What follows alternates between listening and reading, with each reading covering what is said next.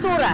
Dito makikita ang pagkakakilanlan o identidad ng isang bayan mula sa kasaysayan, kabuhayan, pamumuhay, paniniwala at tradisyon ng mga tao.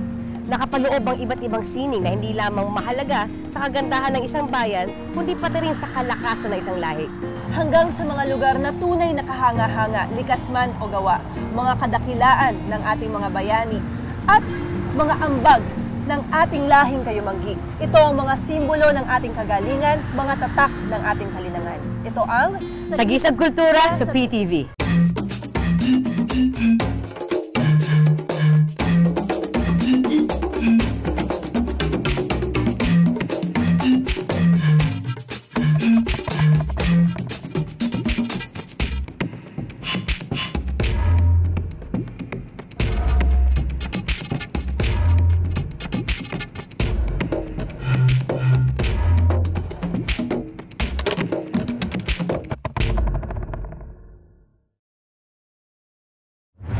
Kilala bilang kabisera ng kultura ng Pilipinas, ang probinsyang ito ay di lamang mayaman sa kasaysayan, singsagana rin ng kanyang mga simbahan ang bilang ng mga pagdiriwang at mga alagad ng kultura mula sa iba't ibang larangan. Mula sa mga dinadakilang bayani hanggang sa mahabang listahan ng mga national artists sa iba't ibang larangan ng sining, ang probinsyang ito ay pinagmumulan ng napakaraming artista, manlilikha at mga henyo ng iba't ibang industriya. At syempre, hindi natin papalampasin ng mga lugar na kahanga-hanga. At ito para sa akin talagang hindi ko pwedeng palampasin ito dahil ito ang pinaka-importante, pinaka-masarap na part ng ating paglalakbay, ang pagkain. Kaya samahan niyo kami sa paggala, pagbabalik tanaw sa nakaraan, paghanga sa mga artista ng bayan at pagtikim sa malinamnam na pagkain. Tuklasin natin ang ilan sa mga sagisag kultura dito lang sa Di-Karuyangan ng Bulacan.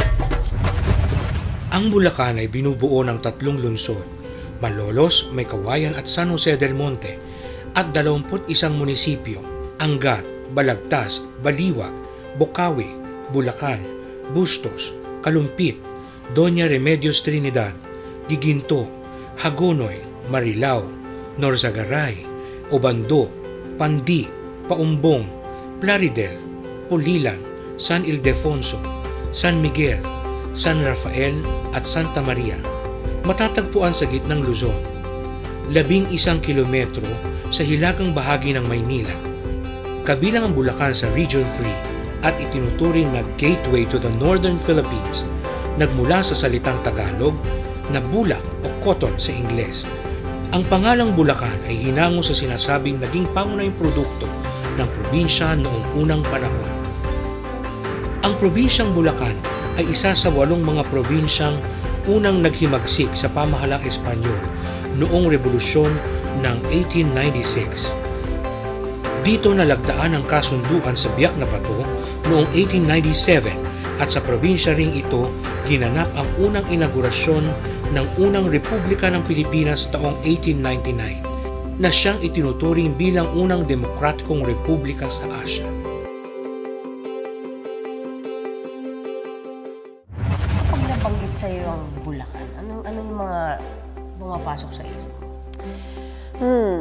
Well, taga dito kasi yung buong angkan namin. Mga Bautista, mga Tolentino, mga taga Hagonoy kami. Sabi ko na, magaganda talaga yung mga galing sa Bulacan. Kaya talagang marami akong alam tungkol sa Bulacan dahil simula bata pa lang ako talagang umuuwi na talaga kami dito. May mga palaisdaan, mga sugpo, ganyan. Wow. Pero sa mga first time na nagpupunta dito sa Bulacan, alam naman natin na ang pinakakilala talagang landmark na masasabi natin, lalo na sa mga nagpapanata, yung mga bumibisita iglesia, ay yung Baraswain Church o yung Our Lady of Mount Carmel na matatagpuan sa Malolos. Kung Baraswain Church naman yung pag-uusapan natin, ano naman yung una mong naiisip? Aba, una ko naiisip, nandun siya sa 10 peso bit, nandun siya sa 200. At siya talaga isa sa mga unang-unang pinupuntahan dito sa Bulacan. Pero naisip ko para mas maganda yata na pumunta tayo mismo para alamin natin kung ano kasaysayan sa likod ng Baraswain Church.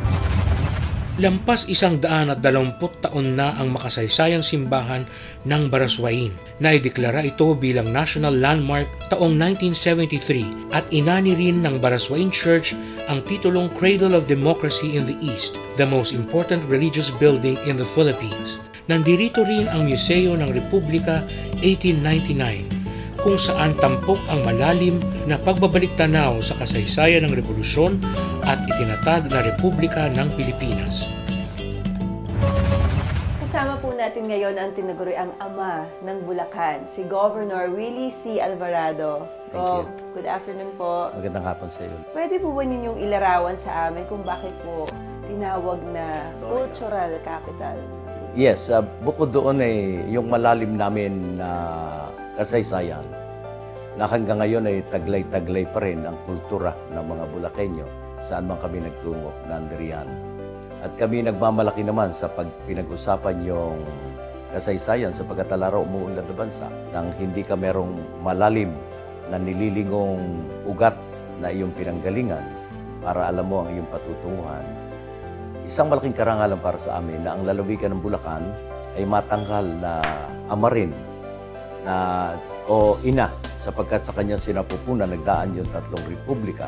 More than 2/3 of the Philippine history dito nilika sa lalawigan ng Bulacan mula sa First Republic of Kakarong de Sili in Pandi na ito'y isang tourist spot din ito.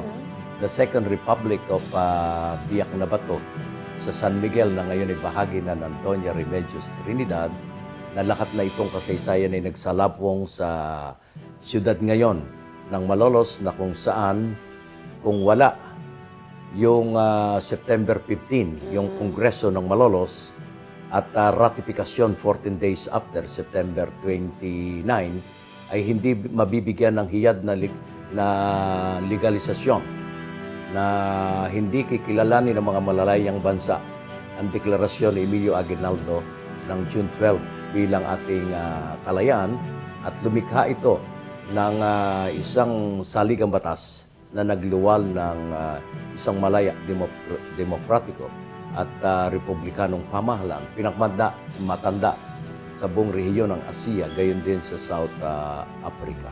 Ano po pa ba ang mga makasaysayang mga pangyayari pa na nangyari dito sa Bulacan na talaga naman pong pinanggagalingan ng malaking pagbibigay ng respeto ng mga taga-Bulacan? Well, kagaya ng sinabi ko, more than 2/3 of the Philippine history. Nung magsisimula na yun sa mga Amerikano, nagkaroon din kami ng Battle of King Juarito na kung saan ang ating bayaning si Gregorio del Pilar, batang-batang general, ay napasilang niya si Colonel Stuchenberg dahil lang kung bakit yung mga Amerikano ay gano'n na lamang ang galit kay General Emilio Aguinaldo. Kaya nga sa Battle of Tirad Pass, oras mahuli siya ron. Pwede namang magtaka si General Gregorio del Pilar pero ang utos sa kanya ay to defend at all costs, to delay ang paghabol sa bagong Pangulong Emilio Aguinaldo. So alam niyang mamamatay na siya pero sabi niya mamamatay siyang maligayang naglilingkod para sa ating bayan. Meron din tayo ritong the massacre inside the San Rafael Church na kung saan sa loob ng simbahan, kasalukuyan din merong okasyon noon na nagsasaya ang mga revolusyonaryo natin ay naipagkanulo rin sa mga Kastila at sa pangunguna noon ni Colonel Anacleto Enriquez and Major Vicente Enriquez ng Bulacan, sila'y nakitil din lahat yung kanilang buhay doon. It was really a massacre at naging dahilan kung bakit si Gregorio del Pilar, si General Gregorio del Pilar, sa murang edad ay sumapi kay Mestong Sebio ng Kakarong de Sili. Kauna-unahan niya yun pagsapi sa mga veterano. So, sa kasaysayan natin, ganyan ang kagitingan ng lalawigan ng Bulacan. Ang Sagisag Kultura sa PTV ay inihahandog ng National Commission for Culture and the Arts. Taus-pusong pasasalamat sa National Parks Development Committee.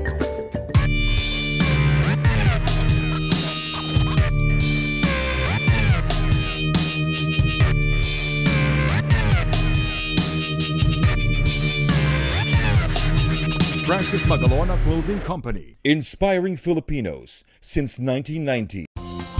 Pasasalamat sa Sitio Antonio Wave Pool Resort, Hiromitsu,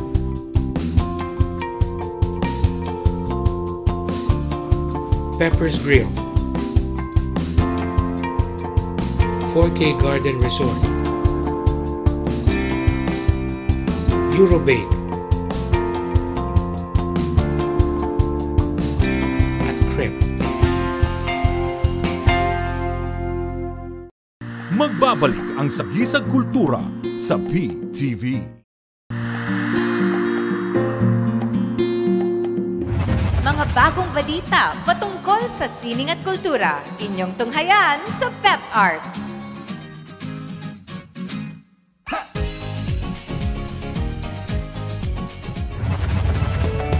Ika-24 ng Enero ngayong taon, ginanap sa Clark, Pampanga ang pangrehiyon na paglulunsad na ika-50 taon ng ASEAN kung saan Pilipinas ang magiging tagapangulo ng mahalagang pagtitipon ng mga pinuno ng mga bansang kalahok sa ASEAN.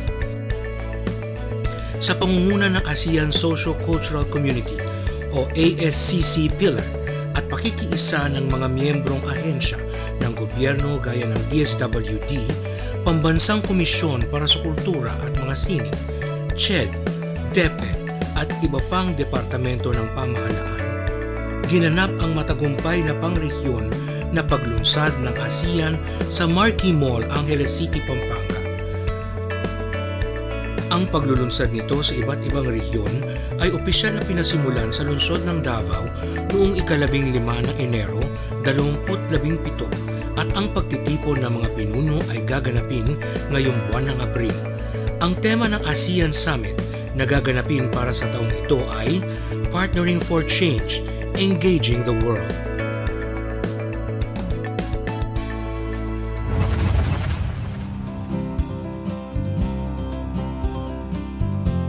Si Mariano Ponce ay isa sa mga lider ng kilusang propaganda at kaibigang matalik ni Rizal.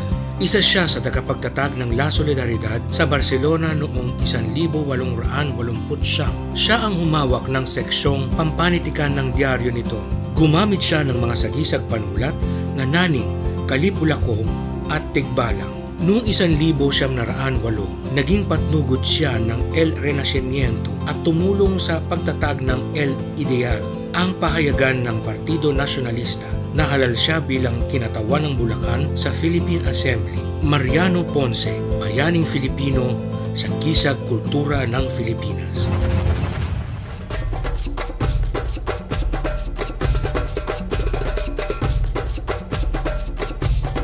Bukod sa Barasuin Church, marami pang lugar dito sa Malolos na maituturing na historically significant. Katulad ng Katedral ng Malolos or Basilica Menor na matatagpuan din dito sa Malolos. Alam mo, sa totoo lang nung bata ako, isa sa mga pinaka-inaabangan ko sa school noon kapag tuwing may field trip. Kasi alam mo yan, siguro para sa akin, iba yung siyempre nagbabasa ka ng libro tungkol sa history, pero iba yung pumunta ka sa lugar na yun eh. Yung nagre-visit ka sa, parang pumunta ka talaga kung saan nangyari yung kasaysayan. So talagang mas na-experience mo, ibang klase. Nag-ano ba kayo nun? Barasuin Church kayo sa field trip? Di ba parang kasama siya lagi sa mga field trip? Kasi iba talaga yung personal mong nararanasan kung ano ang significance ng isang lugar. Tayo, pag nagta-travel tayo, di ba? Iba yung mga nalalaman mo tungkol sa lugar dahil yung mga tao doon mismo yung nagkukwento sa'yo kung ano ba yung mga mahahalagang bagay na nangyari doon sa lugar na yon. Kesa yung mga binabasa mo lang sa textbook o kaya nakikita mo lang sa babasahin o kaya sa internet. Totoo yun. Kaya ako, mas gusto ko talaga yung mga kwento. Iba yung kapag kwento ng mga taong nakatira mismo ang naririnig mo. Mas buhay ang kasaysayan. Kaya tara, makapagkwentuhan pa tayo at alamin pa natin ang ibang mga pupuntahan dito sa lugar ng Malolos. Itinayo taong 1580, nagsilbing upuan ng pamahalaan ng Malolos ang Casa Real noong panahon ng Espanyol at mga Amerikano. Ito rin ang naging National Printing Press noong unang Republika ng Pilipinas, kung saan inimprenta ang mga pahayagan La Independencia, El Heraldo de la Revolución, Kalayaan at Kaibigan ng Bayan. Bukod sa klasikong estilo sa pagkakagawa ng gusaling ito, hindi lamang sa arkitektura ng Casa Real ikaw mapapahanga, kundi pati sa nakaguhit na kasaysayan ng bantayog na lugar na ito. At kung bantayog ang pag-uusapan, samahan niyo kami sa ilalim ng makasaysayang puno dito sa Malolos, ang Kalayaan Tree. Ito ang naging buhay na saksi sa mga politikal na diskusyon ng mga Pilipinong namumuno at mga pagtitipong nangyari sa pagitan ng mga revolusyonaryong Filipino. Tampok sa bantayog ng Kalayaan Tree sina General Gregorio del Pilar, General Isidro Torres, Don Pablo Tecson, Padre Mariano Sevilla at Doña Basilia Tantoco.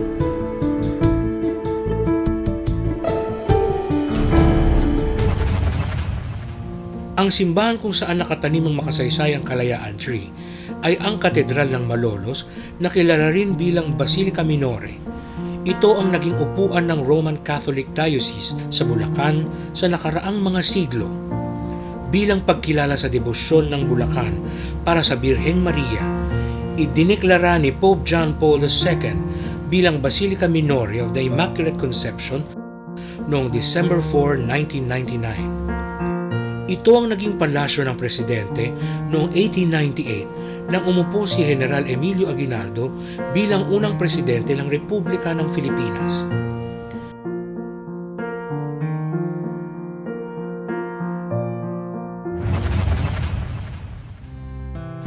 Pangunahing lider ng kilosang propaganda, dakilang makata at manunulat, si Marcelo H. del Pilar ay tagapagtatag at editor ng Diaryong Tagalog at naging ikalawang editor ng La Solidaridad. Bantog din siya sa sagisag panulat na Plaridel.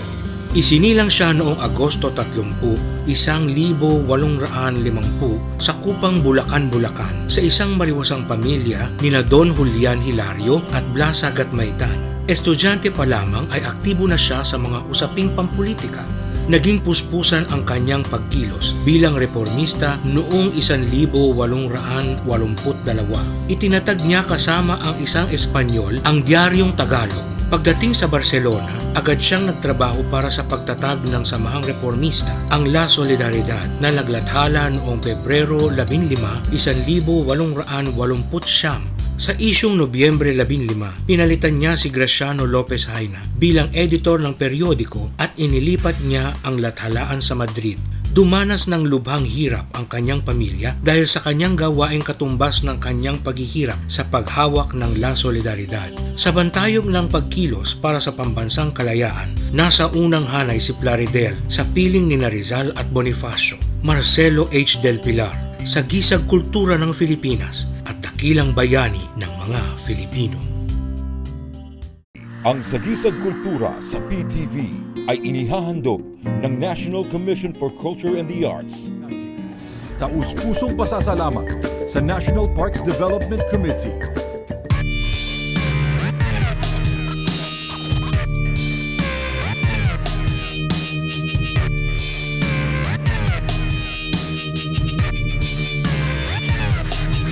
Francis Magalona Clothing Company, inspiring Filipinos since 1990. Pasasalamat sa Sitio Antonio Wave Pool Resort, Hiromitsu,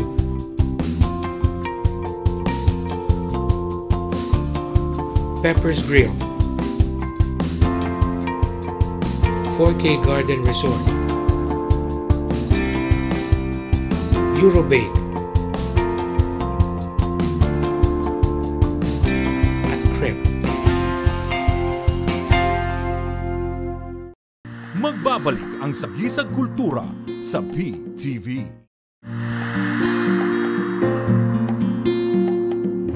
Awit, sayaw, tula at iba pa. Inyong panoorin mga Pilipinong may mga angking galing. Ito lang sa Sining Galaw.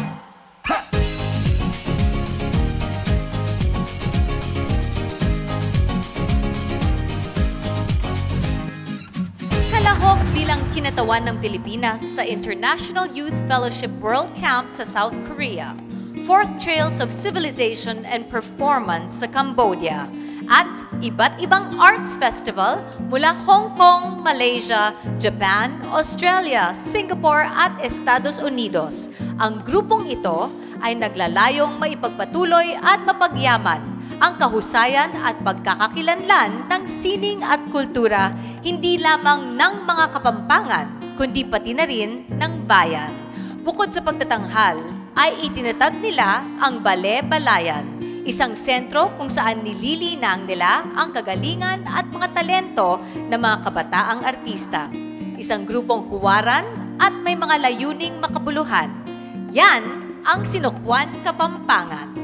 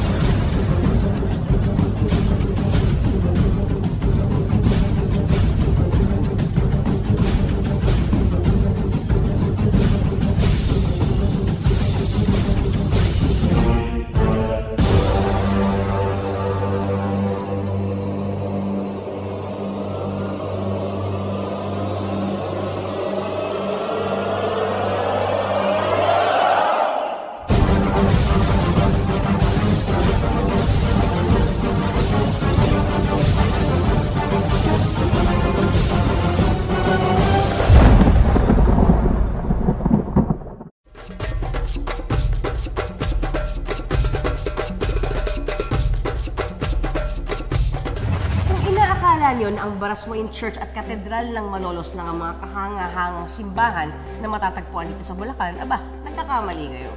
Totoo yan, di ba? Sabi ko nga kanina, bukod sa Baraswain Church, nandyan ang Katedral ng Malolos at iba pang mga simbahan kung saan pwede kang magbisita iglesia. Sa dami ng simbahan dito sa Bulacan, pwede kang magtatlong ulit ng bisita iglesia. Grabe! Kaya umpisahan na natin ang maagang bisita iglesia sa Baraswain Church at Katedral ng Malolos at sa iba pang mga simbahan sa Bulacan. 3 lungsod, 21 munisipyo ang bumubuo sa probinsya ng Bulacan. Lahat ng bayang iyan ay tiyak na mayroong simbahan. Itinayo sa iba't ibang panahon, dinisenyo sa iba't ibang estilo, hinirang ang iba't ibang patron, taglay ang iba't ibang kwento. Gaano man kaliit o kalaki, iisa ang sinasalamin ng mga estrukturang ito, ang malalalim na paniniwala ng mga Filipino sa simbahang Katoliko at ang debosyon at pananampalataya sa Panginoong Diyos. Iba't ibang simbahan, pare-parehong tahanan ng Panginoong Diyos, ngunit may iba't ibang katangian na tampok na may pagmamalaki. Ang life-size Stations of the Cross ng Divine Mercy National Shrine at lagpas 200 taong gulang na simbahan ng St. Michael the Archangel sa Marilao. Ang Grotto of Our Lady of Lourdes ng San Jose del Monte, replika ng Lourdes Grotto ng bansang France. Ang lagpas 400 years old na simbahan ng Immaculate Conception sa bayan ng Santa Maria. Ang aktwal na pagpako sa krus tuwing Good Friday sa Kapitangang Catholic Chapel sa Paumbong at ang 430 plus years old na simbahan ng St. James the Apostle sa bayan ng Plaridel. Ang Santa Monica Church naman sa Angat ay may 4 na siglo na rin, isa sa pinakamagagandang mga simbahan ng Pilipinas. Ang interior nito ay nireplika ang pamosong Sistine Chapel habang dinisenyo ang struktura nito sa Baroque style. Ang 280 plus years old na simbahan ng National Shrine of St. Anne sa Hagonoy at isa pang 200-year-old simbahan ng St. Michael the Archangel ng bayan sa San Miguel. Tampok ang sinasabing naghihimalang puon ng mahal na birhen sa simbahan ng Our Lady of the Assumption sa bayan ng Bulacan. Ang magto 250 years old na Baroque style na simbahan ng St. Augustine sa Baliwag ay sinasabing kapantay sa ganda ng simbahan La Granja de Segovia sa Espanya, habang ang may kawayan ay mayroong lagpas 300 years old na simbahan ni St. Francis of Assisi. Ang bayan naman ng Giginto ay mayroong lagpas 400 taong simbahan ni St. Ildefonse. Ang parada ng kalabaw na binibindisyonan sa simbahan ng St. Isidore of Labrador sa Pulilan, ang isa pang makasaysayang simbahan kung saan nagkaroon ng madugong digmaan sa pagitan ng mga Katipuneros at puwersa ng mga Espanyol sa St. John of God Church sa San Rafael, ang pinakamatandang simbahan ng Bulacan at lugar ng kapanganakan ng Kristyanismo sa probinsya, ang St. John the Baptist Church sa bayan ng Kalumpit. At siyempre, hindi mawawala sa hanay ang sikat na San Pascual de Bailon Parish ng Obando, kung saan ipinagdiriwang ang piyesta ng bayan tuwing Mayo para kina San Pascual Bailon, Santa Clara de Asis at La Concepcion de Nuestra. Dito rin isinasagawa ang sikat na fertility dance o sayaw sa Obando, ang 3 araw na sayawang dinarayo ng mag-asawang nais magkaroon ng anak. Isang pambihirang manunulat ng lirika ng mga awit, tula at palindromo, si Levi Celerio ay tinaguriang makata ng musikang Filipino. Ang kanyang mahigit sa 4,000 obra na pumapaksa sa halos lahat ng aspeto ng buhay ng Filipino ay patunay sa kanyang sining at kahusayan bilang isang premyadong lyricist. Iginawad sa kanya ang pambansang alagad ng sining sa panitikan at musika noong 1977. Ipinanganak siya noong Abril 30, 1910 kina Cornelio Cruz at Juliana Celerio. Sa edad na 11, nag-aral siya ng biolin sa isang kagawad ng Philippine Constabulary Band at kalaunan ay naging miyembro siya nito. Umani ng mga pagkilala at parangal ang prolipikong si Celerio. Humanities Doctorate Honoris Causa mula Universidad ng Pilipinas, Gawad Urian mula sa Panunuri ng Pelikulang Pilipino, Film Academy of the Philippines Lifetime Achievement Award, Gawad CCP para sa sining. Nakatala rin si Levi Celerio sa Guinness Book of World Records para sa kanyang natatayang kakayahan na lumikha ng musika mula sa dahon. Levi Celerio, Sagisag Kultura ng Pilipinas. Ang Sagisag Kultura sa PTV ay inihahandog ng National Commission for Culture and the Arts. Taus-pusong pasasalamat sa National Parks Development Committee.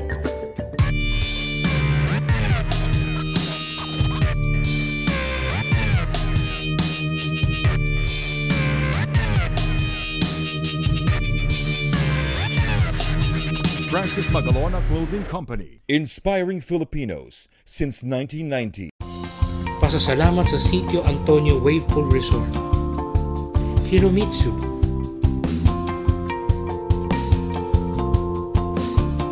Pepper's Grill, 4K Garden Resort, Eurobake, at Crep. Magbabalik ang Sagisag Kultura sa PTV. Mga bagong balita patungkol sa sining at kultura, inyong tunghayan sa PepArt.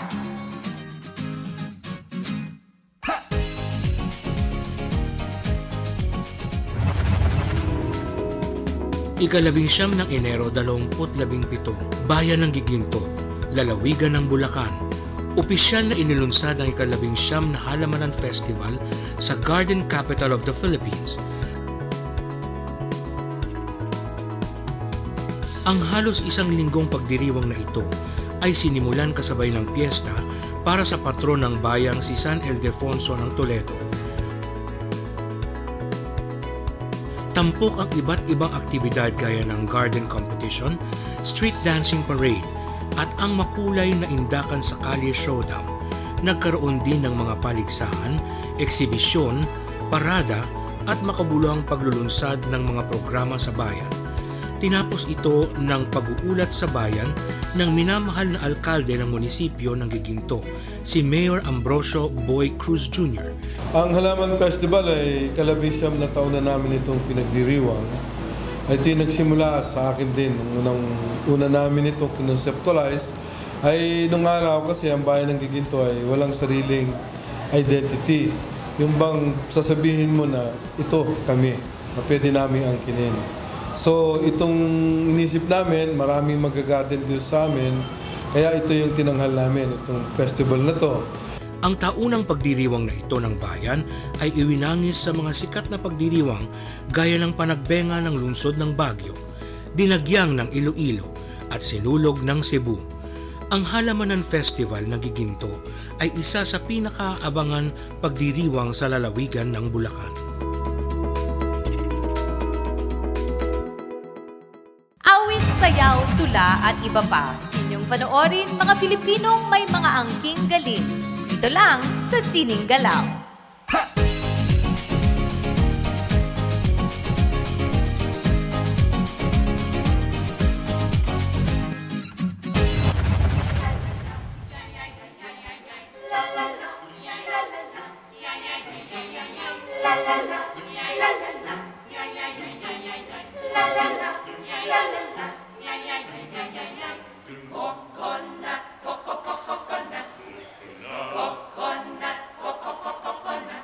The coconut nut is a giant nut. If you eat too much, you get very fat.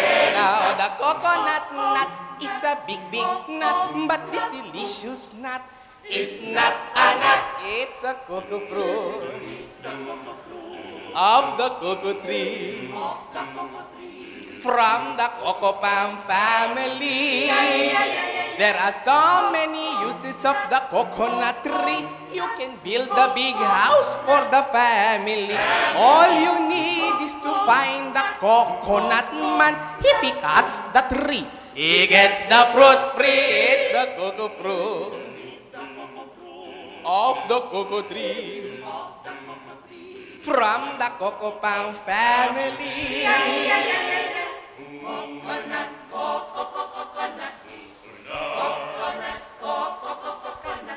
The coconut bark for the kitchen floor. If you save some of it, you can build a door now. The coconut trunk, do not throw this junk. If you save some of it, you'll have second floor. The coconut wood is very good.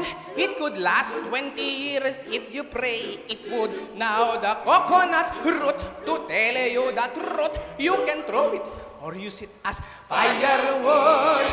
The coconut leaves good shade it gives for the roof, for the wall, up against the eaves. Now the coconut fruit semi-relatives make good cannonballs up against the teeth. It's the cocoa fruit of the cocoa tree from the Coco Palm family.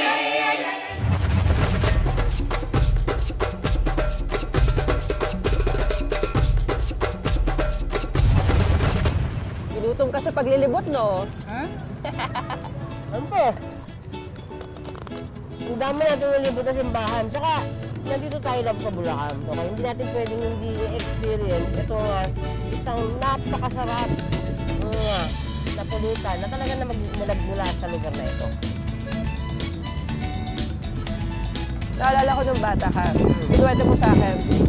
Dito ka sa Bulacan kumukuha ng mga sako-sakong chicharon na binibenta mo sa trabaho mo dati. Ginagawa ko yan. Kuha ko ng kubulkong chicharon, ay bibenta ko. Kapag yung ganito, yung balat lang, 5 pesos. Pagkatapos, kapag yung may tabak, 8. Paano mo kinakain ng chicharon? Totoo lang ako. Favorite ko kainin ng chicharon. Suka? Hindi. Basta dapat may mainit na kanin. Pagkatapos, imbis na suka, ang gusto kong sausawan patis. Kamatis. Tsaka patis? Oo, patis at kamatis. Ganun kami kumain ng chicharon. Abay, kung ganun. Ulam. Ulam talaga ang chicharon. Kaya kung ako sa inyo, pumunta na tayo. Tignan natin kung paano gawin itong napakasarap na pulutan na ito. Hindi lang pulutan pero talagang masasabi ko nga, parte ng pagkain Pinoy talaga. Ang chicharon. Tara, punta tayo sa Santa Maria. Ang chicharon, maraming siyempre pagkain yan, mabili. Panregalo, pampulutan, pang-ulam, panlagay sa palabok, at pandala sa abroad, mga pasalubong. Sa industry dito, Santa Maria, kumbaga kami yung pioneer na nakilala. Since 1971, yun, ang father-in-law ko nagtuloy, ang nagluto, nakatuklas. Then, nung mamatay siya, 86, itinuloy ng mister ko ang pag-chicharon. Every time na may fiesta, nagkakaroon ng chicharon festival, doon nakikita talaga nila na yung chicharon sa Santa Maria umunlad. Ang programa ng Chicharon Festival, pinakikita yung how to cook, pinakikita namin, tapos may parade, may pre-taste, syempre, para makita kung ano yung masarap. Ang proseso, ganito. Sa Cavite, may Monterey na company doon. Dinideliver nila dito, dinadala din sa lutuan, tinakat nila ng size na para sa back fat, sa belly, para magandang processing ng luto. Hindi pwedeng malalaki, kaya may cut siyang sinusunod. Pinaprocess siya ng 45 minutes to 1 hour, yung sangkot siya. Then, hanguin, lalagay sa another talyase para ibabad naman. The following day, saka i-reheat, then palutong na siya na chicharon. Pagkatapos na maluto ang chicharon, dito po dinadal sa packaging area. Lahat ng klase ng packaging nandito.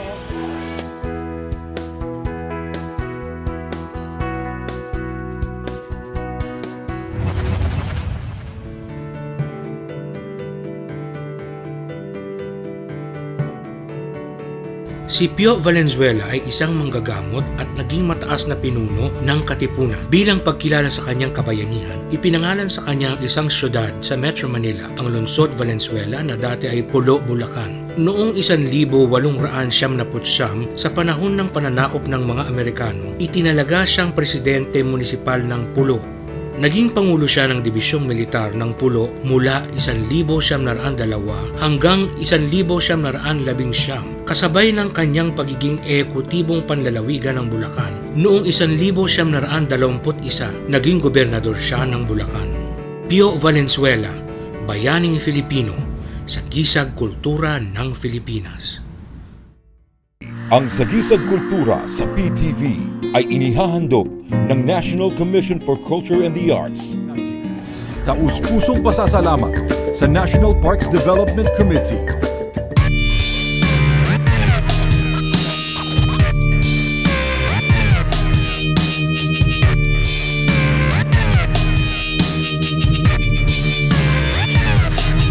Francis Magalona Clothing Company, inspiring Filipinos since 1990. Pasasalamat sa Sitio Antonio Wave Pool Resort. Hiromitsu.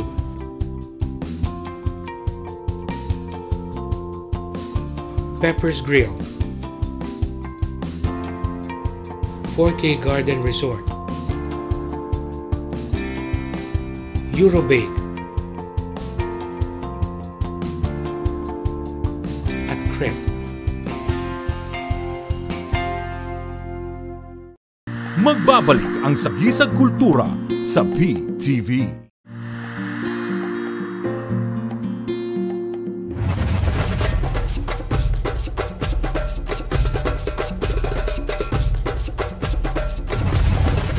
Bukod sa chicharon, kilala ang Bulacan sa iba't iba pa rin mga pagkain, mga produkto. Siyempre, sikat dyan yung longganisa ng kalumpit. Yun, Tapos sarap. yung parang perfect nakapartner ng longganisa at ng chicharon. Ang suka ng paumbong. Siyempre, dapat meron ka dyang panghimagas. Yung pastillas ni Aling Luz Ocampo ay galing din dito sa Bulacan. Tsaka, alam mo ba na yung kilalang food matriarch at chef na si Teresita Reyes o kilala natin sa pangalang Mama Sita ay taga dito din sa Bulacan. Pati ang food historian na si Mila Enriquez ay tubong Bulacan din. Grabe, no? Pag sinabi mong Bulacan talagang napakarami pagkain. Di ba yan, ha? Meron pang kilala yung pansit ng Marilao. Pero bukod sa pansit, kilala rin sila sa kanilang suman pinipig at puto. Tapos sikat rin ang bayan ng Bustos sa Minasa. Grabe. Ang dami. Ginugutom na ako dun, But, yung gustong-gusto kong pinupuntahan dito, na talagang bata pa lang ako, binabalik-balikan ko na yung inipit at ensaymada ng Bulacan. So, teka lang, bata ka pa lang, pumupunta ka na dito? Kasi bata pa lang ako, pumupunta na ako dito. Dahil bata pa lang ako, ay nagpupunta na ako dito. Nais kong tawagin na aking kaibigan, si Kuya Richard Campos, para naman na ipakita sa atin kung paano ang paggawa ng sikat na inipit at ensaymada. Magandang hapon po. Magandang hapon po sa inyo. Salamat naman at nakarating kayo dito. Salamat sa pagpapaunlak sa amin. Excited kami kasi syempre iba yung pinakain lang namin. Iba yung nakikita namin kung paano ang paggawa. Kaya itong simulan na namin. Pwede po. Gaano katagal na kayo dito, Arita? 33 years? Tanda ko. Pinanganak ako, nagtatrabaho na kayo dito. Ibang klase ka. Ako interested akong malaman kasi gusto ko pong malaman kung ang inipit ba ay dito talaga nagsimula sa inyo. Kasi now, I think when you say inipit, Kayo lang talaga yung kilala no? Pag sinabi mong inipit. Pero kasi pwedeng sila lang yung talagang pinakamagaling gumawa ng inipit. Or I want to know, kayo ba sa family niyo nanggaling talaga itong recipe na ito? Ang inipit talaga sa grandmother ko pa sa Malolos, Bulacan. So, I can proudly say na nag-originate sa kanya talaga ang inipit. 1945. So, hindi ko lang masyadong alam po ang istorya kung bakit inipit. Obviously, baka kasi naipit yung pero... Parang ang ibig sabihin kasi ng inipit inipit yung sa Sandwich, dalawang... inipit sa dalawang So, bagay. itong nasa gitna natin ay custard. Custard, correct. Pero yung custard mo, mas medyo thicker siya. Parang na siyang dulce de leche, di ba? Dulce de leche, correct. And as you know, ganun din naman yung sekreto would be on dun sa different components din ng pag-inipit. So may butter siya. May butter siya on top. This is 33 years. Tignan mo, pantay na pantay yung Wala siyang guide. Walang guide. Ang hirap niya na, para sa isang chef, kailangan mo talaga ng guide lagi para sa mga Itong part na ganyan to ay hindi na po ito nagagamit, ano? Hindi na nagagamit, pero Akin na po ito. pwedeng sa inyo yan. sugar. So yung chiffon nyo talagang, ano na talaga siya, consistent Consistent talaga. siya, oo. And up to this day, ang father ko pa rin ang gumagawa at nagtitimpla. So as we speak, siya yung gumigising ng 4 or 5 in the morning. So nasa kanya yung formula talaga. Kasi although it looks simple, pero makikita mo talaga na per component din yung nasa sekreto rin yung lasa. Ito pong part na ito, pwede ko may quality control yan. Sige, tikman mo na. Hindi mo pa alam. So, masasabi mo ba na malaki ang naiambag ng Eurobake sa history at sa kultura ng Bulacan dahil talaga namang dinadayo kayo dito at ano na kayo talaga sagisag kultura na rin talaga Yeah, una-una, humbled naman kami, nagpapasalamat kami sa tumatangkilik pa rin. But I can say na naka-contribute din kami sa history ng Bulacan, especially yung galing pa sa grandmother ko nung nabubuhay siya. I mean, back in the day, hindi naman nila alam na ang ensimada, simpleng ensimada will be called one day na ensimadang Malolos. So, salamat din. Kilala talaga ang Bulacan sa ensaymada. At narinig ko kahapon na medyo dying na, no? Na wala na masyadong gumagawa ng ensaymada sa Bulacan. So, nakakatuwa na pinagpapatuloy yung ang tradisyon. Ang tradisyon, correct. Yes. Pwedeng sa mga ilang taon talaga hindi na masyadong ginagawa. Correct. And to take na kami in third generation and like sabi ni Chair na marami naman din gumagawa, nandun din yung respeto ko sa kanila. But at the same time, siguro ang sekreto lang namin is kami mismo yung gumagawa. And yung TLC nandun pa rin. Yes, from the bread, from the raw product to the finished product. And kami lang din, pamilya lang din kami. So si Aiza gagawa ng okay.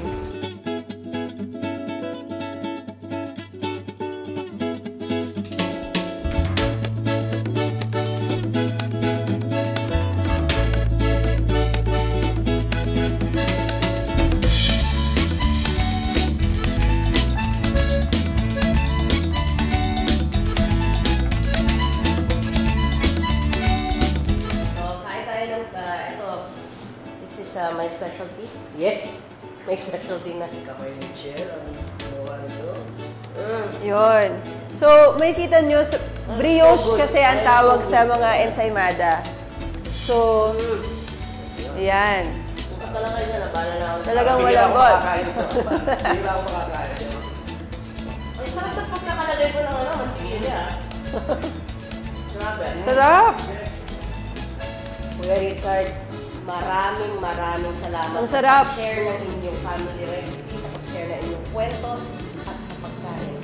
Maraming salamat din po.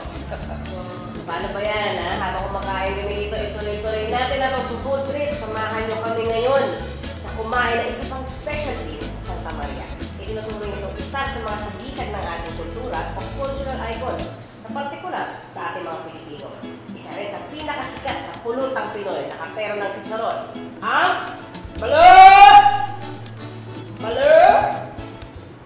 Ang Sagisag Kultura sa PTV ay inihahandog ng National Commission for Culture and the Arts. Taus-pusong pasasalamat sa National Parks Development Committee.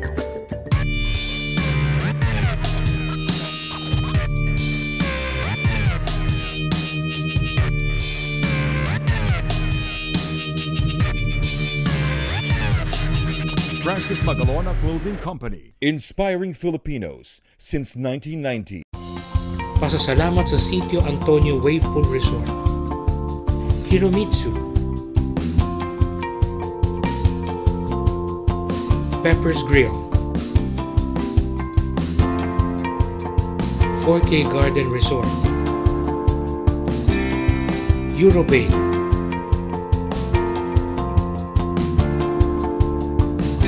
at Crep.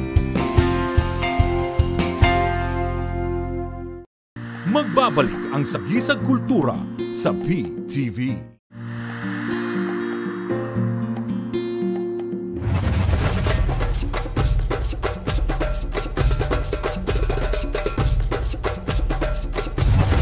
Ito ang mga incubator na pinanggagalingan ng balot na gawain.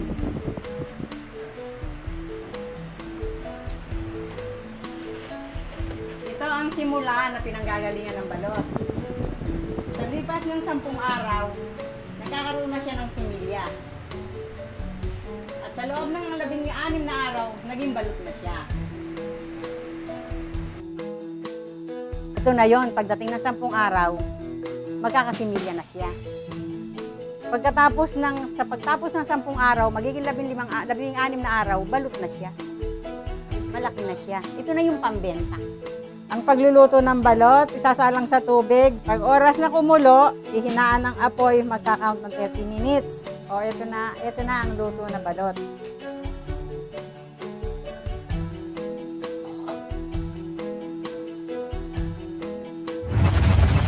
Kulang ang 1 araw sa pagtuklas sa probinsya ng Bulacan. Kaya hindi pa dito nagtatapos ang ating paggala sa kabisera ng kultura ng Pilipinas. Sa susunod na linggo, samahan niyo kami muli sa pagkilala naman sa mga henyo ng bayan mula sa iba't ibang larangan ng sining. Isa-isahin din natin ang mga piyesta at pagdiriwang natatangi sa bawat bayan ng mga probinsya.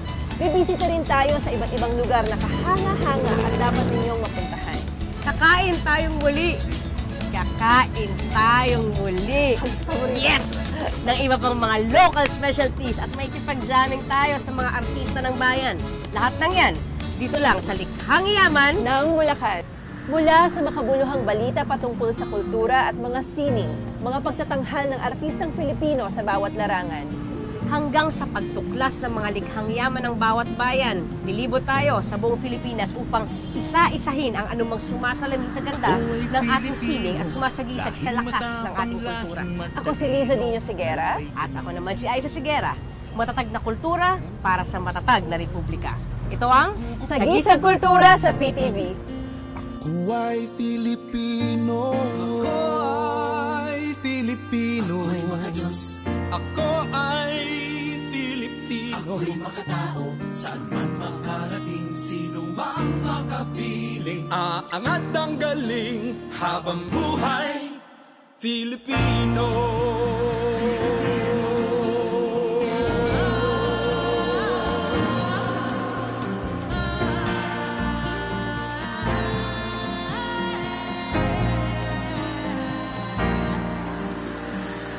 Ikot sandaang mga isla, magkakahiwalay ngunit nagkakaisa.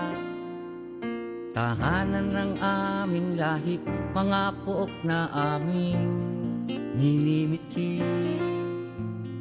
Puno ng kasaysayan, puno ng hiwaga.